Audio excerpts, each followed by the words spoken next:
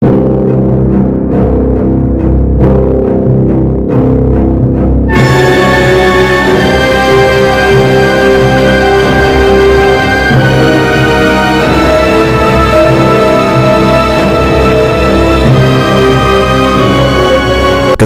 warga melihat hal mencurigakan di lubang buaya.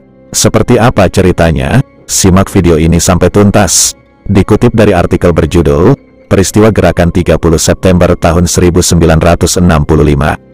Kesaksian tokoh agama di lubang buaya, yang dimuat di situs berita wahananews.co. Diceritakan kesaksian yang dituturkan Kiai Muhammad Syakrim, Ketua Umum Yayasan Nurul Ibad. Kiai Muhammad Syakrim. Kiai Syakrim ini tinggal di Kelurahan Lubang Buaya, di mana di kelurahan itu Monumen Pancasila Sakti berada. Monumen Pancasila Sakti dulunya adalah jadi tempat basis komplotan Gerakan 30 September.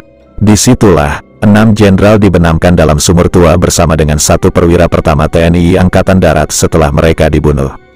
Syakrim adalah warga asli Lubang Buaya. Ketika diwawancarai wartawan, ia tak menyangka wilayahnya akan jadi lokasi pembantaian para jenderal yang diculik komplotan G30 SPKI.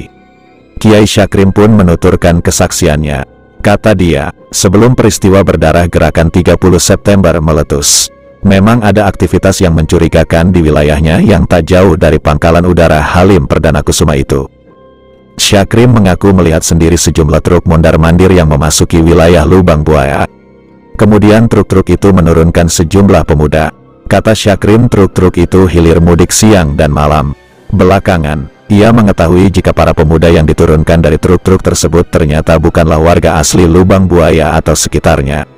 Awalnya, ia tak terlalu curiga, tapi karena sering, aktivitas mereka pun bikin Syakrim curiga. Syakrim mulai menaruh curiga ketika didengar informasi jika para pemuda yang diangkut truk-truk itu sedang menjalani sebuah latihan militer di dekat rumah teman seangkatannya di sekolah rakyat, yang ia diketahui merupakan simpatisan PKI. Syakrim semakin curiga ketika puluhan warga di wilayahnya diajak juga untuk turut serta mengikuti pelatihan bersama para pemuda tersebut. Mereka, para pemuda di wilayahnya yang diajak ikut latihan itu kemudian mengadu kepada Syakrim, meminta pendapat, apakah ikut atau tidak. Syakrim ketika itu terhitung tokoh agama di wilayahnya yang cukup didengar suaranya.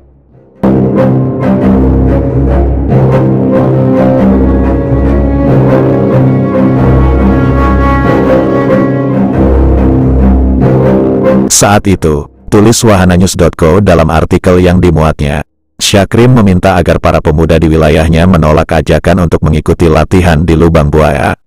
Alasan Syakrim ketika itu, sebuah pelatihan ala militer seharusnya berpusat di Halim Perdana Kusuma yang merupakan pangkalan udara milik TNI Angkatan Udara, bukan di Lubang Buaya.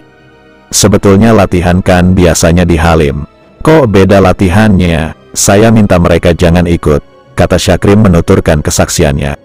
Di kemudian hari, setelah peristiwa Gerakan 30 September meletus, kata dia, diketahui ajakan yang dilakukan pemuda tersebut berkaitan dengan aktivitas PKI.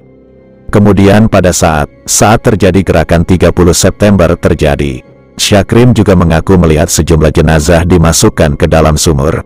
Namun, Syakrim melihatnya dengan tidak begitu melihat jelas karena saat melihat itu dia kemudian ditodong sejumlah pemuda rakyat yang terafiliasi dengan PKI. Nasibnya cukup beruntung, ia berhasil selamat dan segera meninggalkan lokasi. Pada Jumat pagi, tanggal 1 Oktober tahun 1965, barulah Syakrim mendengar adanya pembunuhan terhadap para jenderal yang dimasukkan ke dalam sumur tua di Lubang Buaya. Sampai kemudian, dilakukan pengangkatan jenazah yang awalnya hanya dilakukan para prajurit RPKAD. Kemudian warga ikut membantu. Syakrim mengaku ikut datang ke sana dan membantu pasukan RPKAD menggali sumur. Sampai akhirnya pada tanggal 4 Oktober tahun 1965, jenazah korban penculikan dan pembunuhan komplotan Gerakan 30 September dapat diangkat semuanya. Syakrim melihat langsung mayat-mayat para jenderal yang sudah terbaring di atas tanah. Setelah sebelumnya sempat dibuang ke dalam sumur tua di Lubang Buaya. Menurut Syakrim, informasi ini kemudian langsung cepat menyebar di tengah warga di wilayahnya. Puluhan warga yang sebelumnya diajak ikut latihan dan meminta pendapat Syakrim juga menerima kabar terkait pembunuhan para jenderal ini. Kata Syakrim, ketika mendengar peristiwa ini, Puluhan warga yang sebelumnya sempat diajak bergabung menjalani latihan kaget. Mereka bilang, wah benar juga, untung Ustaz larang. Kalau masuk, bergabung, bisa ketangkap. Jadi pada gembira dan terima kasih ke saya, kata Syakrim. Masih menurut kesaksian Syakrim, ketika dilancarkan operasi penumpasan, ada sekitar 8 warganya yang ditangkap tentara. Rupanya mereka diduga ikut latihan.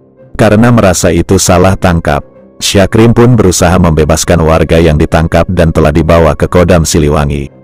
Syakrim kemudian melaporkan kepada Lurah Lubang Buaya saat itu agar bisa membebaskan 8 warganya. Ketika melaporkan, yang terjadi saat itu Pak Lurah justru ketakutan.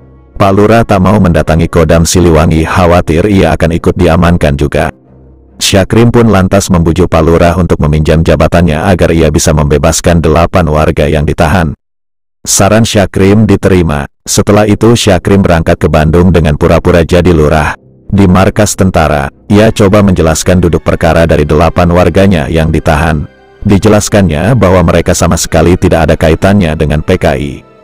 Berjam-jam ia bernegosiasi. Akhirnya 8 warganya bisa dibebaskan.